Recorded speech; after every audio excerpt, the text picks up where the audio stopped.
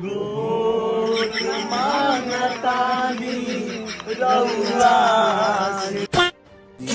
Sir झुका के ऋषि धमराज के मोबाइल छा मोहर लगा के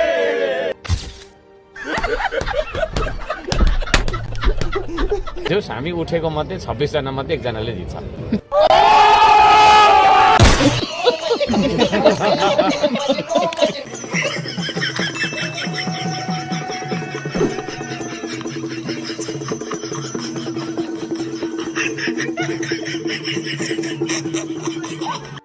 डबल भोटको अन्तरमा हामी जित्छौँ।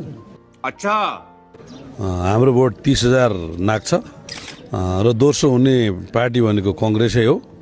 अब अन्य पार्टीहरू तपाईँले नाम लिएका पार्टीहरू चाहिँ तेस्रो हुने कुराको प्रतिस्पर्धामा छन्।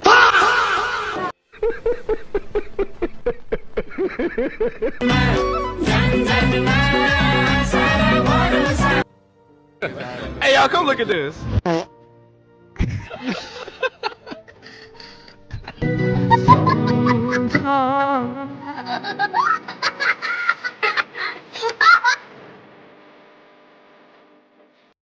प्रधानमन्त्री केपी ओली बनेपछि गृहमन्त्री को भन्छ भनेर सोध्नु भयो होला।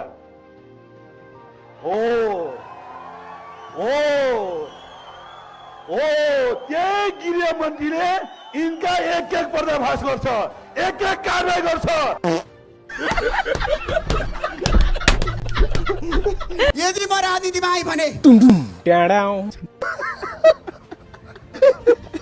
क्षेत्र नम्बर 5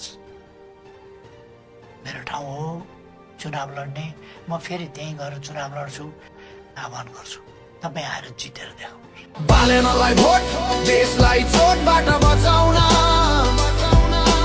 घन्टी बजाउँदै नयाँ युग ल्याउन।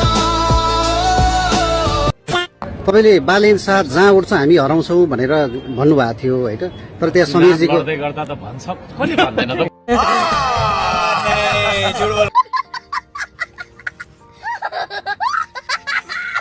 तेलिका गोरु हुन्। मजाले झुकाइयो 35 वर्षदेखि उहाँले हामीलाई झुक्याउनु भयो, हामीलाई केही भएन। अब हामीले एकचोटि झुक्याउँदा पाप लाग्छ।